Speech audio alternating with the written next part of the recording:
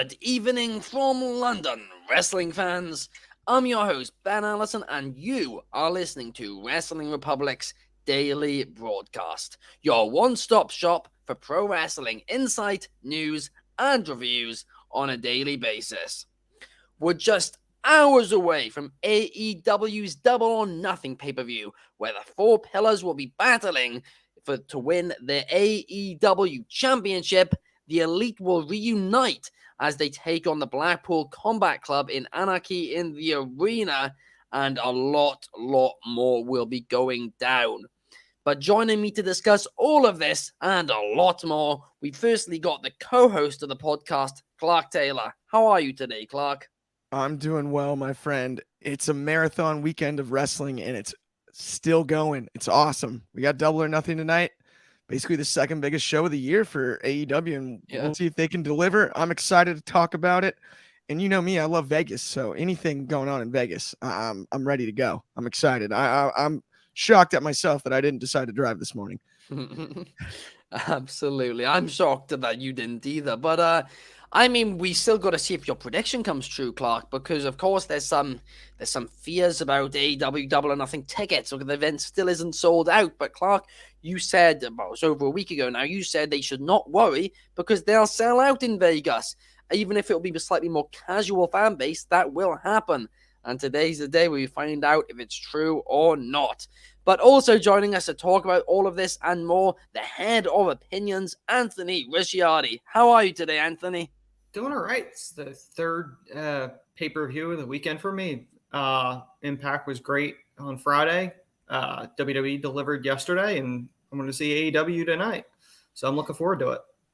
Yes, it is. It's been an absolutely stacked weekend. And, I mean, we've got NXT Battleground as well tonight, the same time as Double or Nothing. That's a tomorrow view. Yeah, exactly. It truly is. I mean, I'm an NXT guy. I like NXT. But let's be honest, I don't think many people are going to be, if anybody, is going to be watching that over Double or Nothing tonight. But talking about NXT, guys, we have got one of NXT's biggest fans here today as well, in Shad. How are you today, Shad? What's going on, fellas? I'm good. Today is the day when Tiffany Stratton becomes the rightful NXT Women's Champion, but I'm definitely watching Double or Nothing. I'm good over here, man. Enjoying all the wrestling that we've had so far. Just had to rewatch Night of Champions main event this morning, so I'm in the wrestling mood. I can't wait for a couple hours from now to watch this AEW pay-per-view. Yes, it's gonna be such a great show, and it's been such a great weekend of wrestling so far. We cannot complain. There's been very little, if anything, to complain about. But let's see. Let's preview this AEW Double or Nothing card now and see if there is anything that we will be complaining about. But we are going to open with something that I have been complaining about, and that is the Four Pillars feud. As to me, the build-up of this match, it just hasn't been convincing. Nobody looks, I'm just not convinced anybody other than MJF will win. I personally see MJF getting the win and getting the pin on Sammy Guevara, as I feel they're going to be trying to protect Jungle Boy and Darby Allin, as I have a feeling they believe that those two have bigger futures than Sammy Guevara. But yeah, I'm just not overly sold on this match. When it first got announced, I was so excited, and I still think it's going to be phenomenal from an in-ring standpoint. But when it comes to selling a pay-per-view, I don't think they've done it with this match. I think it's too early for these four guys. And like I said, you know me. I love to see young talent getting pushed. I absolutely love it. But at the same time, you've got to draw money for pay-per-views. And Brandon Thurston of WrestleNomics today reported that this is projected to be AEW's lowest bought pay-per-view in the company's history, which is shocking. But considering that would mean like a 40,000 decrease on the last pay-per-view, it would be really, really bad numbers if that does end up being true. I personally imagine it will be slightly higher than that. I reckon it'd be about 105,000, 110,000 mark. Not 90,000, but we're going to have to wait and see. But Clark, I'll go to you first. Who do you see winning the Four Pillars Fatal 4-Way for the AEW World Heavyweight Championship? I have no doubt in my mind that MJF retains the title tonight. He's just going to somehow, some way. He will. But this to me feels more like a showcase match than a story that's been told. It feels like it's time to remind people about the other three pillars, and I hope that this kind of steals the show and they scare us a bit, and we think maybe the other three can win at various points of the match, and they can tell that story in the ring, and if they can do that, then they can salvage this. To your point about the build, as far as filling the building, that's the issue that I have with this one. Is if they told the story before, I think we wouldn't be worried about whether or not every seat is filled, right? You know what Yeah, I mean? It's butts every 12 inches if you tell this story right. It yeah, just is. And I think at the same time, MJF has to win, but it has to showcase Darby, Jungle Boy, or Jack Perry and Sammy in a way that at various points in the match, we think they might actually pull it off. And mm. that's the only way to salvage this. But at the end of the day, MJF gets it done. And he cheats to do it somehow, even though it's Oh, of probably course, no of DQ because it's course. fatal four way. That's always him. That's always MJF. He always cheats to win. It's his character. And I mean, yeah. When I published my article on WrestlingPublic.com a few days ago about how I think this match should be built, going into that final Dynamite, the go home Dynamite. We posted that, and I posted it to the Instagram page, right? And the comments was filled with people saying that, a lot of these guys aren't great in the ring. I completely disagree. I think all four men are really strong in the ring. But it's just, it's not being told very well, and it's not being convincing. But Anthony, do you see a possible upset here? No, it's MJF 100%. The problem with this angle was it started out so phenomenal. That first promo with all of them in the ring, they all delivered. They were doing shoots, and they were all telling their story of how MJF was the privileged one that got a higher position, and they all had to bust their butts and getting into the position that they're in, and they all traveled different roads. They did nice little promo packages explaining their stories, and they were nicely done. The problem was the build was so bad because they got convoluted. The initial segment with all of them in the ring made most people go, they're going four-way for Double or Nothing. Then they went, nah, we're doing a tournament, and then the person gets in there and will face MJF. And then there was like, nah, never mind, four-way. They went too convoluted, and I think that as a whole hurt the story because they took a side road that didn't need to be taken. And I don't think AEW knew what they were doing to get from point A of that initial promo to point B, the pay-per-view, in a nice stream, normal way to get there, to build the story the right way. MJF's obviously going to cheat the win. I agree with you. It's probably going to be Sammy that takes the loss, as much as they're trying to promote him as going, oh no, he's not a job guy. I don't really think they have the faith in him to see him as a main event guy, at least not right now. If it's not Sammy, then it's probably Jungle Boy. Darby's probably the safest one because Darby's probably the one. Ideally, if anybody's beating MJF of the four, it's going to be Darby somewhere down the line, if that's the direction they go. Yeah, you made some great points there. They just made the story too complicated along the way. And then the final bit of it in the end, when it was the four men again, that bit felt a bit rushed. It's been my biggest complaint about Dynamite since basically Daily's place now, because at the start of the pandemic, they actually fixed this complaint, but then they brought it back again when the more wrestlers came about. But Dynamite just feels rushed at times. And those promo packages they did this week on Dynamite, and they've done the last few weeks with all the four pillars, they're decent, they are. But it's like promo package, wrestling match, straight into it. No time to, let it breathe and for the viewer to digest it. Straight into the next thing. And because of that, it's not as memorable and it's not as impactful and meaningful. But Shad, do you agree that MJF's getting the win today?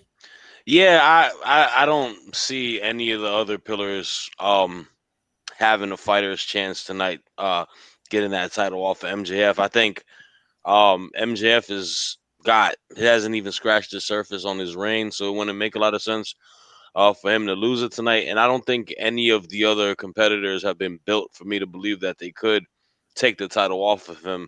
In regards to the whole build up to it, I agree with all of you guys. I don't feel like it's been built to a point where the idea of it initially, yeah, it had me very interested. I mean, you have the four pillars. I feel like that story writes itself. And I know the in ring is going to be phenomenal tonight. So I'm excited to watch the match itself. But I feel like, yeah, there's been just a lot of random, like, intervals to the story where you had initially where Sammy was going to apparently take the pinfall for him, and then you had him kind of as a heel, but now Sammy has a bit of a babyface pedigree to him, and then you kind of go week by week with Jack Perry, where you kind of maybe tease him to be heel, but then he goes being a babyface the other week, and then you have Darby kind of. And I might, some people might not agree with me on this, but I feel like he cuts the same promo every week. I feel like he's talking about his story and every week, and I feel like it's just a lot going into it. I know you want to showcase everyone's story and like how they got here because they're all homegrown talent, but I feel like there hasn't really been like a consistent story base to the match itself. So I feel like the build-up hasn't been that great. But I mean, the match itself, I'm gonna love it. I'm a fan of all four wrestlers in ring work. And I think they're gonna put on a show. But yeah, I got Maxwell, Jacob Friedman retaining tonight. Yeah. Now we are all of us agree MJF will be getting that victory tonight. Imagine if they just shock us and have Sammy win it. That'd be awful. But let's not get into that. Right, let's talk about the next match now. And this is a bit of an interesting match. A match which I kind of presumed would be on the buy-in, although I don't think it is. I think it is going to be on the main card. And that is Jeff Hardy, Matt Hardy, and Hook teaming up to face Ethan Page and the Guns. And I mean, I don't have too much to say about this, as I'm going to be completely honest, I don't really have much interest in it. I'm not that invested into it in general. It's really nice to see Hawk, getting a showing and all that, but it just doesn't feel like he's doing much. He came into the company and he felt like a big deal. They did a fantastic job of making him feel like a big deal when he joined, although since then, it's just felt like they're protecting him a little too much. But at least they're giving him, something to do here today. I wouldn't mind Huck. I wouldn't mind a Huck and Jeff Hardy feud. Huck turning heel on Jeff or something. A bit of a wild shout, and I have a feeling that if that was the case, then he'd be joining the Guns, which I wouldn't want to see. But hopefully this will surprise me. There's a lot of great talent in this match, right? Ethan Page is great. He's highly, highly underrated. Of course, the Hardys are great, and Huck as well. He is solid, and the Guns have improved a lot.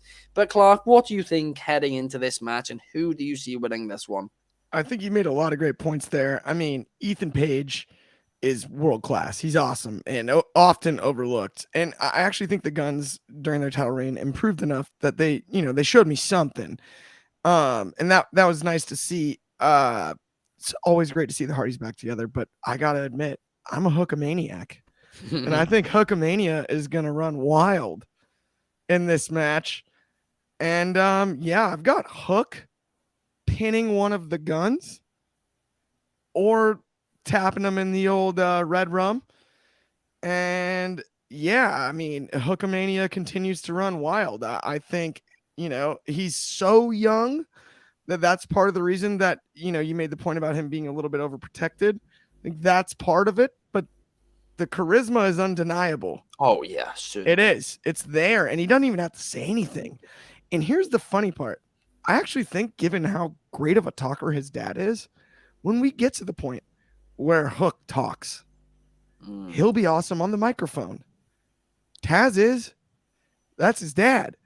And so that's where I'm interested. A few more words out of Hook. I like the quiet, the silent pretty boy assassin thing he's got going. But I think the next step is just a few more words. Yeah. And I think he can execute it. He's got great mentors, obviously being a second generation guy and everything. And then, like I said, not to repeat myself again, I sound like a broken record, but the charisma is undeniable with Hook. Yeah. It's there. It absolutely is. I want to see Hookamania run wild. And you spoke there about protecting Hook because of his age and all of that. I think that's bang on. I think that's 100% what they're doing. I don't think it's what they should be doing because, I mean, truthfully, I'd be having him in as many matches. Well, not as many matches, but having him, regularly be having these matches. He can take losses. He's young. There's a reason, you can say, oh, he's taking a loss. Well, he's young. He's improving. All that stuff. It's a very good excuse for it. I just think they just need to give him more because, like you said, he's got so much charisma. And he's just got so much potential. I don't want to see that harmed by not getting enough airtime and enough development. And the unique judo throw moveset is really underrated. It's really cool because you don't see those tosses like that all the time, right? Like Rousey does a few of them, and that's obviously her base from mixed martial arts. But like the moveset is to me almost the most intriguing part. Like it's awesome, and then the entrance music, the Action Bronson, is great. It gets me every time. Like I love that one's on the workout playlist, no doubt. Yeah, no doubt. It's a banger of a theme, and it's great. He feels like a star. They just need to keep developing him and just give him some important matches. And at the end of the day, he can lose. He's young. He can lose. He can. Yeah, that's all I've got to really say about Huck. But I do think the future is bright for him. But now let's talk about the 21-men Blackjack Battle Royale for Orange Cassidy's International Championship. And what I'm about to say is a little bit of an overreaction, but it makes me sick to my stomach that Jay White is in this Battle Royale instead of having a match on his first AEW pay-per-view with the company. AEW just aren't making Jay White feel important enough for me. I'm a big Jay White guy. I said at the time I thought he'd be perfect for WWE, but not perfect for AEW. And my fears have become a reality. They're just not making him feel important so far. Although it's early days or whatever, but still, he came in with a lot of buzz, and that buzz already died down in large part because of the booking. But yeah, I mean, I would have liked to see him and Ricky Starks have a match of some kind on this pay-per-view. I feel like that would be great. I would have loved that. Two great guys, but they're both in this Battle Royale instead. We've got Keith Lee, Swerve Strickland, a few others in here as well, and you're kind of thinking, with quite a few names in this, it seems to just be full of people who should be in a bigger position but aren't. I mean, it kind of reminds me, actually, of earlier this year, the Andre the Giant Battle Royale on SmackDown, where there was Bobby Lashley and there was a few others that people were like, come on, these guys should be on the WrestleMania card. And it feels a lot like that. I do like this storyline, with, of course, Orange Cassidy fighting everybody, and he's been a good fighting champion. I've actually enjoyed his reign. I don't like the title, but I've enjoyed his reign, and he has made the title feel more important. And I do think he's going to retain in this match as well, but I don't really know. It kind of just feels like not a filler match, but it feels like an excuse for not developing a story. But Shad, what do you think about this match? I kind of share a lot of similar thoughts as you towards this match. I'll start off with obviously the champion himself, Orange Cassidy. I start on a positive note where I've thoroughly just enjoyed his title reign, and I think he may be my favorite champion on AEW television.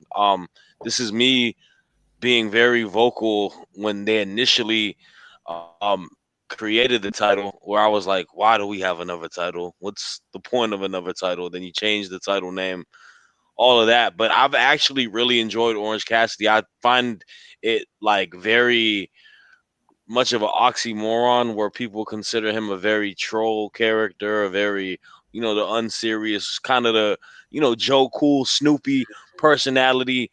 But him being a fighter and being a fighting champion, defending that championship and having like banger of matches with, widespread of different opponents. So I think he is going to retain the title. I think that's just going to add like even more like poetic justice to what his title reign is. But like you were saying, it's kind of odd because you do have a lot of feuds integrated in this match. In your statement about Jay White, I agree 100% wholeheartedly.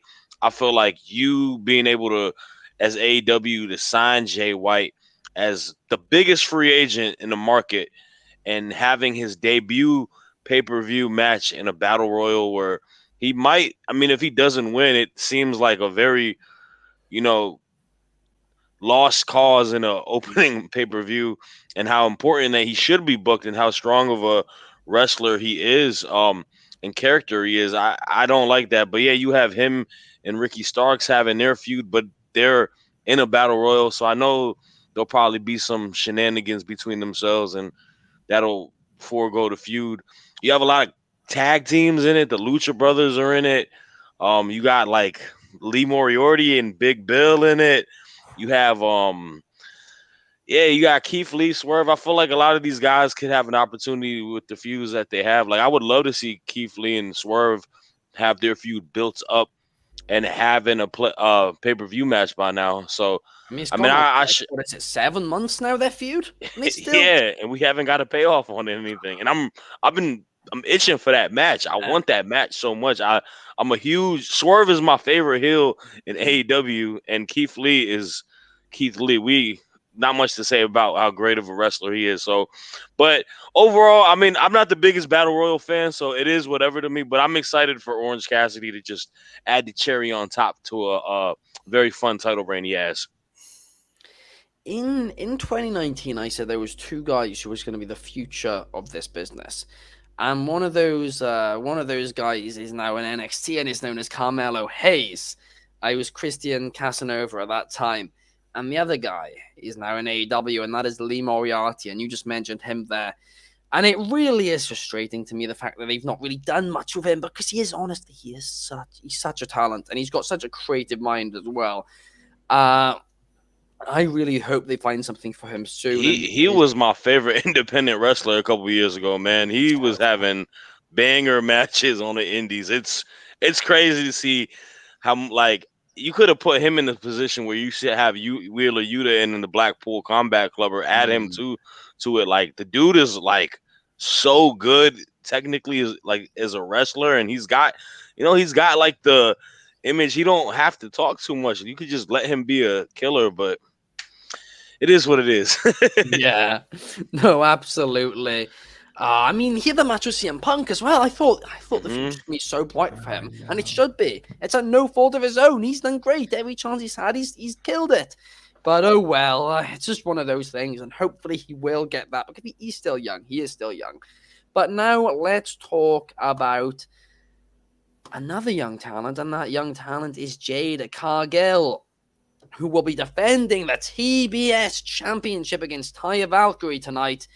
And I kind of wish this story had been given more time on Dynamite, as it still really hasn't been. Most of the stories taking place on Rampage.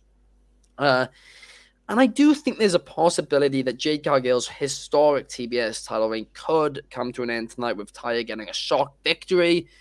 But due to the lackluster build for it, I kind of am just presuming that Jade Cargill will get the win. So that is my prediction. And I think that eventually she will lose it to Chris Statlander once she returns. But Taya Valkyrie, right? She should feel like such a huge threat to Jade Cargill. And for some reason, it just doesn't really feel that way to me. I mean, this is arguably Jade's biggest threat yet. And it just doesn't feel that way. She's been champion for, well over a year now, Jade. This should feel like a much bigger deal than it actually has been. Anthony, what are your thoughts on this feud, and who do you think will win tonight? Honestly, Jade's somebody that has really impressed me. Considering the fact that she has not been in the business that long, she has the one talent that you can't teach. She just projects that she's a star, that she's a big deal. And having her in the ring with somebody like Taya Valkyrie, who's been in the business for a while, she's been everywhere, she's wrestled everybody, she's won various titles everywhere. Taya doesn't need this win. Jade's doing a monster run as champion, being the only TBS champion in its existence.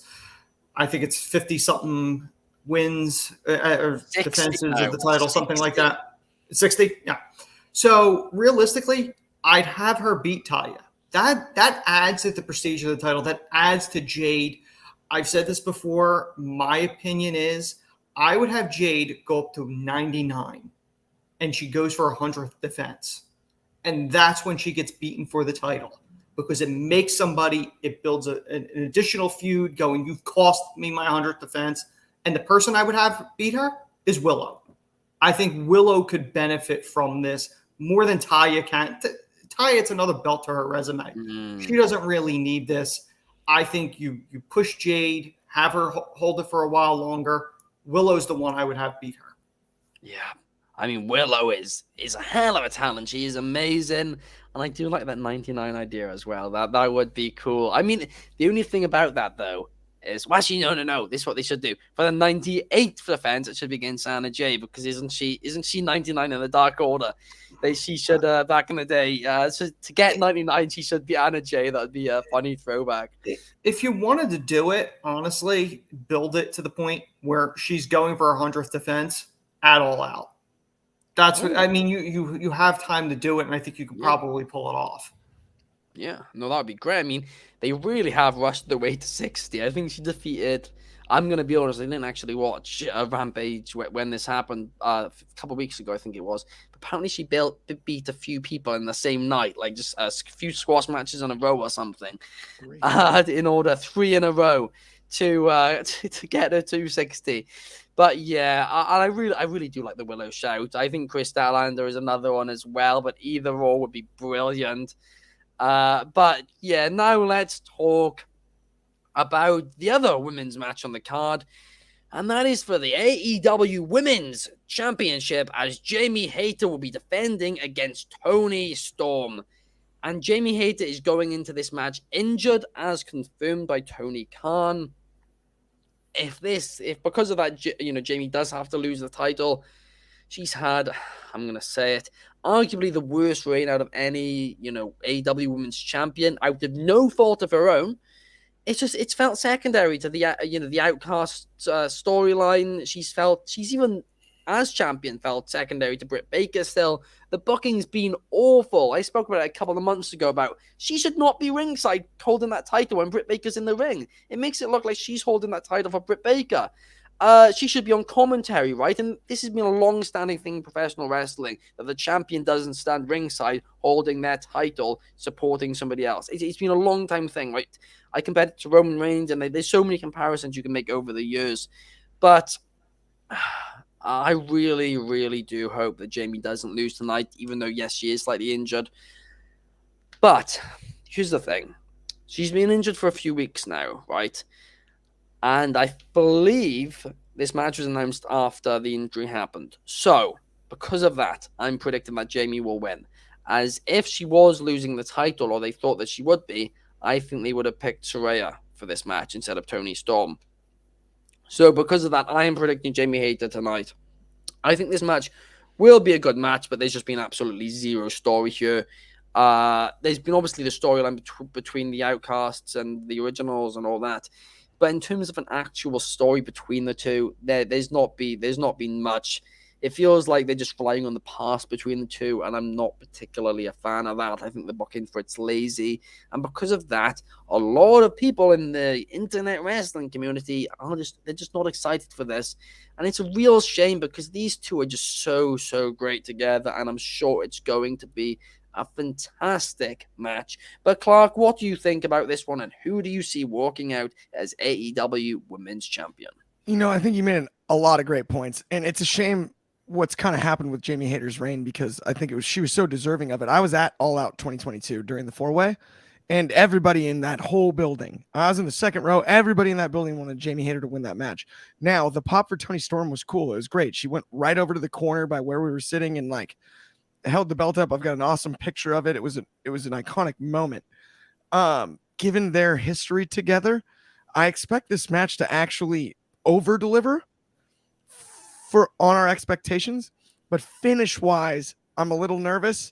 I don't know what they go with. I wouldn't have a huge issue with the belt going back on Toni, but it seems like it's too early to end this Jamie reign, because we got to tell one more story, I think, and that is with Dr. Britt Baker. I think it's time for Dr. Britt and Jamie to feud. Yes. And that's what I want coming out of this. I want Toni to push her to the brink, Jamie to get the win, but Dr. Britt's done. Dr. Britt's done with the pairing and being buddies, and it's time to get that belt back on the on our favorite dentist. So do you see that turn happening tonight? I hope so. Wow. It would be I think it's time to pull the trigger on that. Do you not see a blow off though between the originals and Outcasts? I do, but I don't know if. Yeah, I don't. That's the problem, is you've booked yourself into a corner there. So maybe I hope tonight. I want them to accelerate that, because that's really the matchup that I want to see. Yeah, I mean, I have a solution to pitch to you, Clark. What Let's hear about it. Blood or Guts? It's only a few weeks away. You do the big blow-off match there between the originals and the Outcasts, presuming, Jamie Hayter's fit, which Spot hopefully on. she will be. And after that match, you have Britt turn heel. Spot Jamie. on. Spot on. Yes. No, that is exactly what I would like to see. You're changed my mind. I mean, I want them to accelerate that rivalry because I've just wanted it for too long. You felt it at All Out when they were in the 4-way in the same match together, right? When they teamed up for a second and then they didn't, and then the crowd was 100% behind Jamie Hayter. It was very cool to see Tony win and be there, and the atmosphere was off the charts. And it was very cool of the Chicago crowd. Tony got her flowers after winning the title. It was awesome. But it was Hayter's time. And we can make good on that by executing this all properly and telling a great story between her and Dr. Britt. Yeah, and I really hope Jamie isn't injured and that, that's ruined this or whatever, because that's the feud which people want to see. They don't want to see. I don't want to say people don't want to see Jamie Hayter versus Tony Storm, because it's going to be a great match. But from a story perspective, that's not the match people want to see. They want to see a big blow off with Britt Baker, and they want to see it built properly, given the time properly, because that story's been building for a couple of years now and would truly be a historic match in the AEW women's division. Maybe the biggest match ever in the AEW women's division. Up there, to say the least, right? You would think, and the way you could tell a story, given their friendship too, right? There's one tonight with Hayter and Storm that I think they kind of left on the table even. Yeah. But the Hayter Dr. Britt story can be really, really high quality narrative wise and really get us into that match. And that's, to me, that's like what's slightly missing in AEW the last, a half year, I would say. There's obviously been all the drama and stuff, but that's kind of like the last piece to the puzzle, is like, make sure that you start telling the great stories again, because they've done it. They've been hit and miss in that department. And it's just, if they can get on a great storytelling train, then we're all back invested. And there's a lot of complaints that don't get levied anymore. Yeah, and I really hope that is the case, because there's so much talent in that women's division. But let's now talk about the TNT Championship, as tonight Wardlow will be defending against Christian Cage. And I'm kind of surprised that this is a gimmick match, right? Because it feels very early on in this rivalry between the two. It's a rivalry which I think on paper should be a little bit of a long one, not like a huge long one, but there should be a couple of matches involved in it. But it's going to be a ladder match. So I actually think this match is going to be very good, and I'm expected to be very entertained by it. But I'm just really, really hoping Wardlow doesn't lose here, because I'm sick of them hot potatoing this TNT Championship. I really am. It's just completely lost its prestige. And it's really sad to say that because of the history of the championship, but unfortunately I feel it has done. But yeah, I'm predicting Wardlow will get the win tonight, and I think it's going to be a good match. I think it's going to be a match a lot of people are sleeping on, and I hope and I think Christian Cage will show everybody why he is so great in this match and why people should not sleep on his matches. But Shad, what do you think about this match, and who do you see winning? I'm excited for the match. I love Christian Cage, man. I've been a Christian fan since I was a kid, and I feel like, we're getting Christian in the ladder match. These are things that he's good at. Obviously, with the history, he's probably one of the greatest tag team ladder matches in wrestling history. So I'm excited for it. I feel like he's been doing incredible heel work. I do wish it is like a obviously being a gimmick match. It is kind of a, as you would say, a blow off match in the in that spectrum. So I do feel what you're saying on that, but part of me wants to see Christian become the TNT champion. I feel like he's a strong heel. He could do a lot as a champ. If he did have the gold with him, but I'm going with Wardlow. I think Christian's a vet. I feel like at this point he's probably gonna try to put over the younger talent. I don't think he necessarily needs a title, but as a fan, it would be cool to see him as champ. But I think Wardlow can't afford to lose this match. If you have him lose it after he like lost it and then he re-won it, like this whole, like you said, the whole hot potato thing, I feel like you're really putting him in a weird place, in a weirder spot than he's already been with his like just his reign in general at the moment. So I have Wardlow winning, but I think it is going to be a good match. I love ladder matches; they are always as entertaining as you can be. And Christian is an incredible. He's an OG in the ladder match game, and I think Wardlow, he doesn't. I'm such a fan of him. I feel like he does such great work as a powerhouse kind of like wrestler. He's got the like total package to be just a beast. But yeah, it's just unfortunate that the booking after like him getting gold after the whole MJF stuff is went kind of downhill for him. And I hope this is an opportunity for him to have a strong run. So we'll see. Yeah, and I really hope that this is the start of a strong run for Wardlow.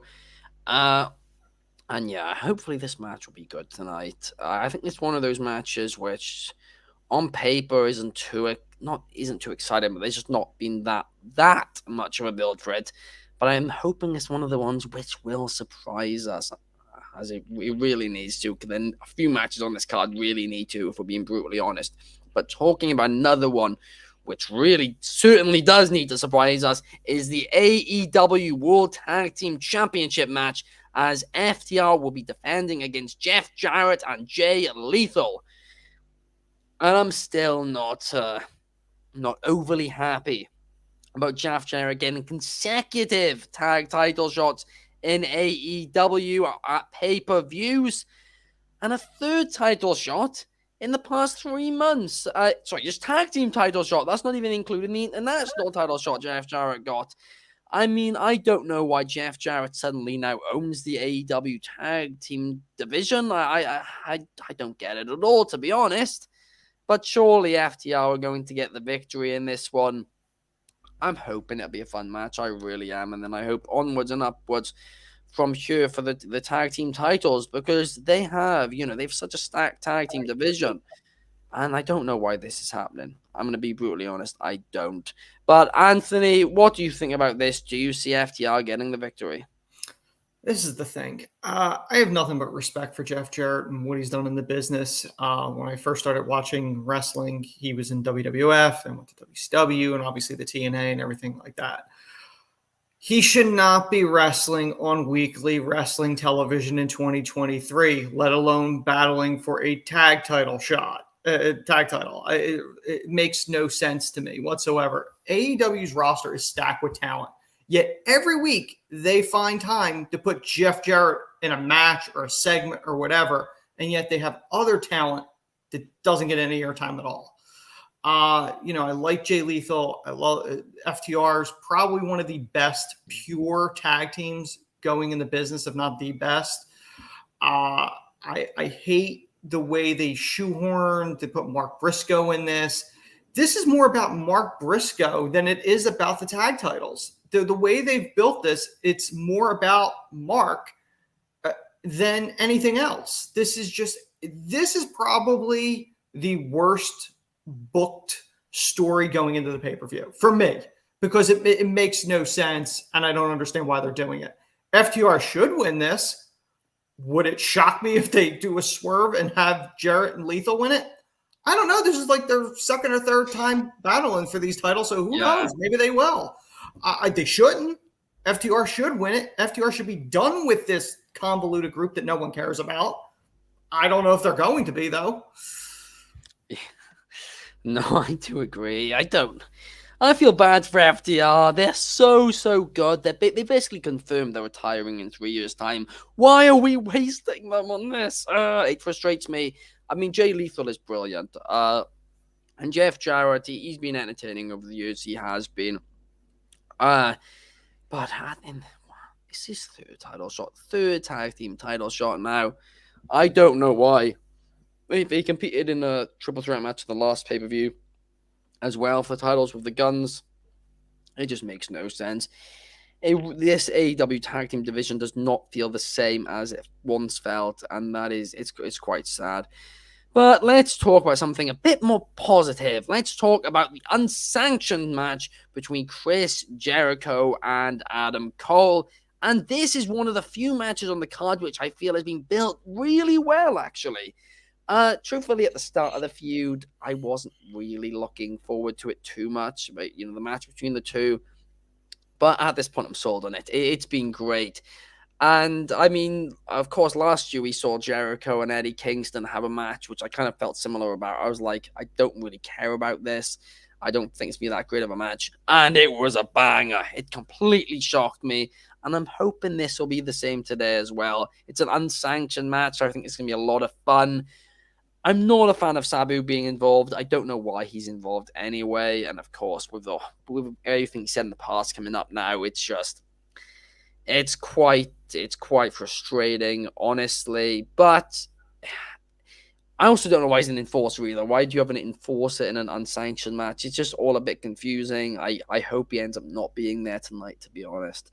But ignoring that, I'm really excited to see how this goes down, and I'm hoping and predicting that Adam Cole, baby, gets the victory. But Clark, what about you? What do you think heading into this match? I am so excited about this match. It's one of my favorites on the card. I loved what you said about the storytelling. One of my personal favorite matches of all time. 2002 SummerSlam, Shawn Michaels' return against Triple H, unsanctioned. It's all time. The Owen Hart finish. The way it was built around the injury, Triple H attacking Shawn's hurt back. I don't always love using head injuries, but this might be a great night for Chris Jericho to go headhunting on Adam Cole. Coming out of this injury, we've got an unsanctioned match. Push him to the brink. I've got Adam Cole, baby, winning myself. But what I'd love to see is not Sabu. I'm not even going to talk about him. Not even going to mention him. I guess I just did, but after this. And then, so how about Roddy Strong there to have Chris Jericho's back? I'm going to surprise Kyle O'Reilly return if he's available. Boy, would that be insane. Just to stop the Jericho Appreciation Society in their tracks during the shenanigans in this match. I would love to see that. I do not know the health status on Kyle O'Reilly and want him back as soon as possible, but that would be amazing. And if you somehow threw Bobby Fish into that equation, well, now we've got a conversation about blood and guts. If you somehow do that, we've got a Jericho Appreciation Society, Adam Cole, blood and guts follow-up that is on the docket, and that would be outstanding. Yeah, absolutely. I have no doubt in Jericho and Cole as talents delivering tonight. It's going to be the outside stuff that makes this story in the long run, I think. And that's what I'm most focused on. But at the end of the day, I think it's a Panama Sunrise ball game. Adam Cole, 1, 2, 3, middle of the ring, maybe on a chair or something crazy. Something crazy. Do something crazy. Maybe a bed of chairs. I don't know. We saw him do it to Velveteen Dream in a cinematic match, right? That was that's possible, right? A bed of chairs. Not to shout out Velveteen, but just that did happen. Yeah, I mean the one thing which I wanted to ask, because you just mentioned blood or guts, right? And of course, if Kyle O'Reilly and Bobby Fish come back, we see the Undisputed Era in AEW. That would be, I would love that. And I mentioned about this a few weeks ago, and I said that should be one of the blood and gut matches, and so should the Elite versus the Blackpool Combat Club. However, in reality, and I think it would be the right move too. I think it's going to be the Outcasts versus the Originals in one of the blood and guts matches. However, if you had to pick between the two, Blackpool Combat Club versus the Elite, which we'll get into in a little bit, or Undisputed Era versus the Jericho Appreciation Society, which one would you prefer to see in Blood and Guts, and why? I hate to admit this. I think I would take the latter. Oh, I think I would take UE versus JAS, because I think the rest, not that I'm knocking the Blackpool Combat Club and the awesome acumen that they have, or the Elite either. The UE Jericho Appreciation Society one on paper is so unfathomable 4 years ago, 3 years ago, that to put Jericho and Adam Cole kind of against each other in that sense, with the groups behind them, the amount of storytelling that could come out of it, as great as Elite and Blackpool Combat Club can and probably will be, because that's probably the route they're going. yeah, I think right. But I think UE JAS would be, I think it's one of the few ways you can really elevate the JAS in a way that they haven't done for themselves. Because I think Daniel Garcia is a heck of a talent. Matt Menard is hysterical. His facials and selling and everything he does, charisma wise, he is an underrated part of the show. He's entertaining every time he's on screen. Yeah. And to get him in a blood and guts match against guys like Fish and O'Reilly, and if you have that talent, I actually might pick that one. I hate to admit that. It's razor thin, right? They're both great, but I might pick the second one. Wow, okay, fair enough. I'm not sure if I personally agree, but you also kind of sold me on it ever so slightly there with you saying about that, because that'd be certainly great too. But let's actually now talk the Elite versus Blackpool Combat Club, because let's now talk what I expect to be the main event tonight, Anarchy in the Arena. And this is undoubtedly the match which I'm the most excited for on the card. I think it's going to be super fun, super entertaining. Will be great to see the Elite back together. Hangman Page, Kenny Omega, the Young Bucks, all back in the same ring as babyfaces again. How the company was formed, if you ignore Cody Rhodes, who they're now in typical WWE style ignoring. But if you ignore Cody Rhodes, then yes, the four of the founders of AEW, and it's brilliant to see them all back together again.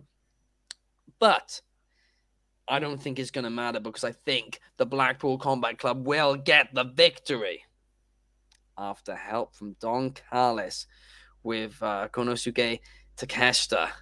Because I think at Blood and Guts, it's going to be the Blackpool Combat Club plus Takeshita against the Elite plus Kota Ibushi.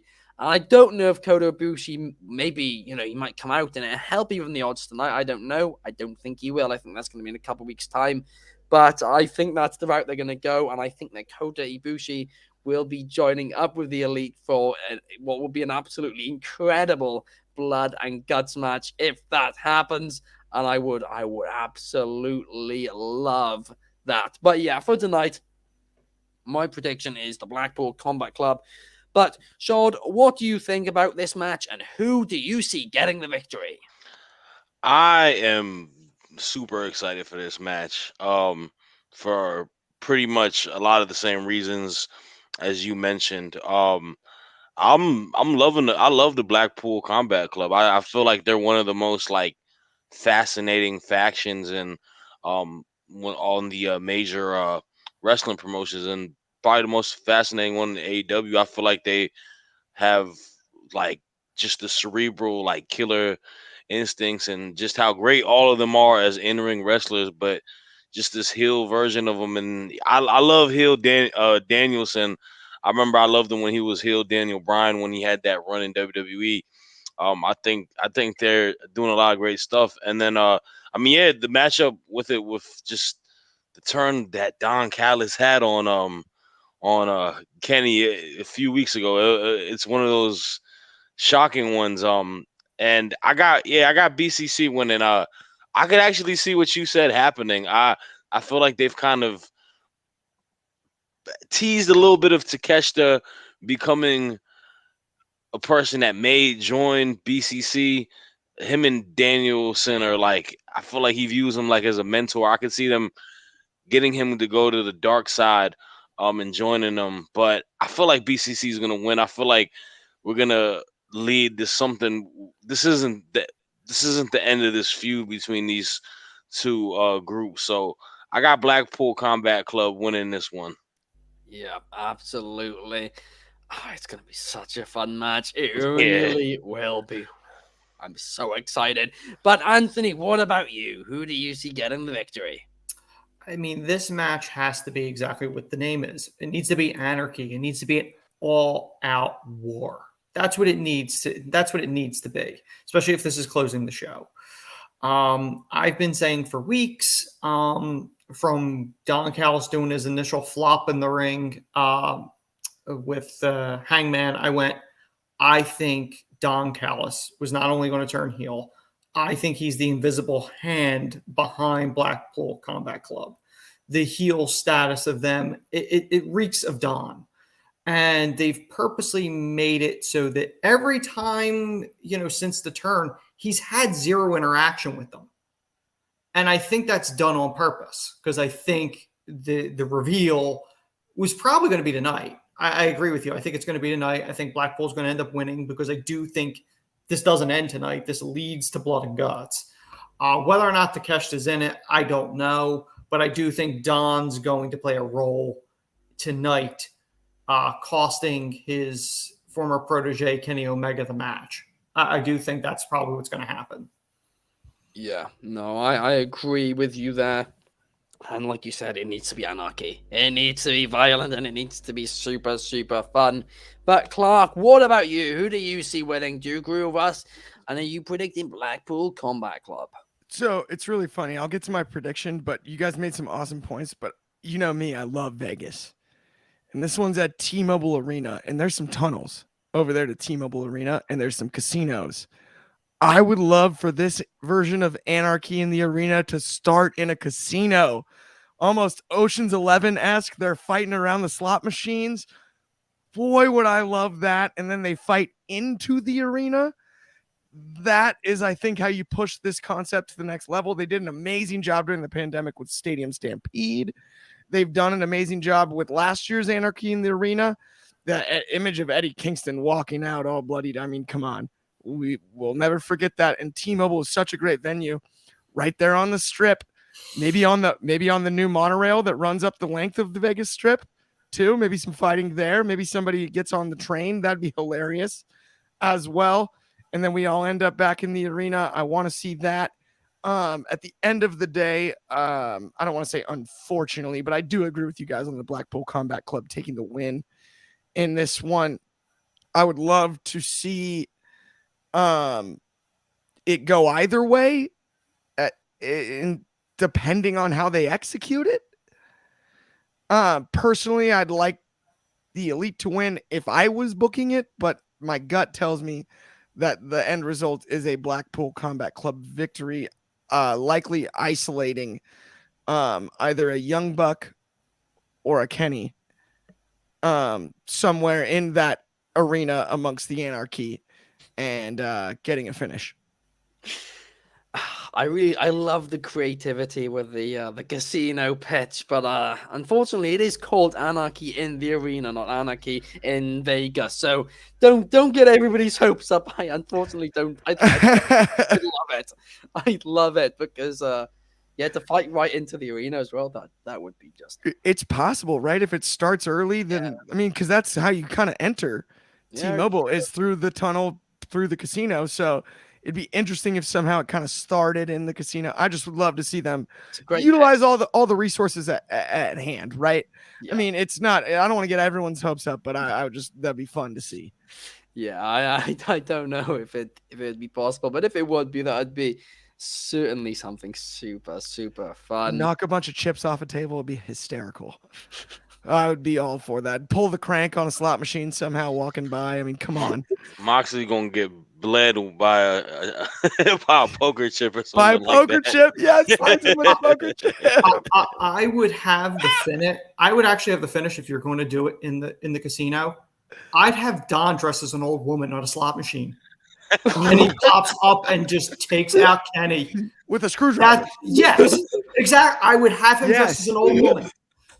Yes. I love stuff like that. I love the like just complete utter chaos and like just dumb stuff like that ties to it. Like it's just pro wrestling. Like Just to hear Tony Schiavone or somebody going that dirty son of whatever, that's what I think it would be phenomenal. If Well, he and did. I think back to Stadium Stampede in Jacksonville. I loved Ortiz getting the Ortiz and Matt Hardy, the pool spot, the ring, the bell spot. I mean, even the Urban Meyer laptop spot in the second one. They're just, it's entertainment and it's great. Yeah. And there's so many opportunities for that with Anarchy in the Arena. The fact that they're in Vegas, I mean, realistically, if it's attached, you can call it the arena, right? It's the entrance. I mean, I guess. So, I mean, start it there. You got to remember, Las Vegas is just a labyrinth of casinos and hotels. Yeah. It's just one big maze. Everything's attached. It's just a long street up the strip. And honestly, is anybody going to really complain that a casino gets thrown in this? You're literally having an unsanctioned match with an enforcer. It's not the most ridiculous thing of the night. That's true. That is very true. To be fair, I'd love it. I do love when wrestling goes into the real world. I mean, real world, whatever you want to say for it, but just that interaction with places where wrestling shouldn't be. It's something I don't think happens enough at times. Something which, of course, they did a lot of during the pandemic. Since then, they've not done much, and before that, they didn't really do much. But when it happens, it's so good. And now you've said that, Clark. You've ruined it for me. You've ruined this match for me. Now I'm excited. I want to, and Anthony as well. I now want to see Don Callis. As an old woman, yes, yeah. You guys have ruined this pay-per-view for me. Now the only match I was excited for. No, mission accomplished. But I'm going to go around everybody quickly. We've got a couple minutes left. What match is everybody most excited for? Shad, I'll go to you first. What match are you most excited for? To me, it's obviously the main event, Anarchy at the Arena. But my second match that I'm most excited for is I'm very excited to see the women's title match between Jamie Hayter and Toni Storm. I feel like those two have great chemistry. I feel like it's going to be a phenomenal match. And I want them to have a banger. I want them to kind of low key steal the show. So I'm hyped for that one. Yeah, that will be a banger. What about you, Anthony? I go back and forth between the unsanctioned and the Anarchy match. I know it's a big shock. The guy from Philly goes to the hardcore Extreme Rules matches, but those are the two that I have the most interest in on this card. What about you then, Clark? I'm in the same position, but I'm going to go with the unsanctioned one just because I believe so much in Adam Cole's ability to deliver a great match. And then opposite Chris Jericho, I think this is going to steal the show.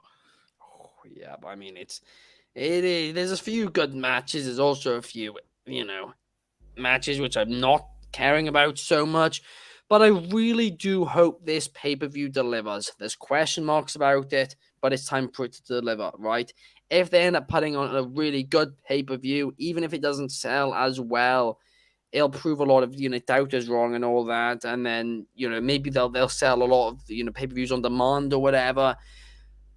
So I think they really, really need to with this card. They need to have one of the best pay-per-views they've ever had. Just to prove people wrong, even if it sells badly. Because yes, we're looking at the estimated numbers going into the pay-per-view, the predictions. It's not looking promising. So they need to prove everybody wrong and put on a great show tonight and prove why people should have bought the pay-per-view if they don't buy it. But that basically brings us to the end of the show, guys. Thank you so much for watching. If you're over on YouTube, please leave a thumbs up and subscribe. If you're over on Spotify, a 5-star and follow would be very much appreciated. We'll be back here same time tomorrow to talk Double or Nothing, give our thoughts on the show and all of that and more, and it will hopefully be a great pay-per-view. We hope you all enjoyed, and thank you to Clark, Anthony, and Shad for joining me here today. Thank you, guys, and we'll see you tomorrow. Enjoy the show.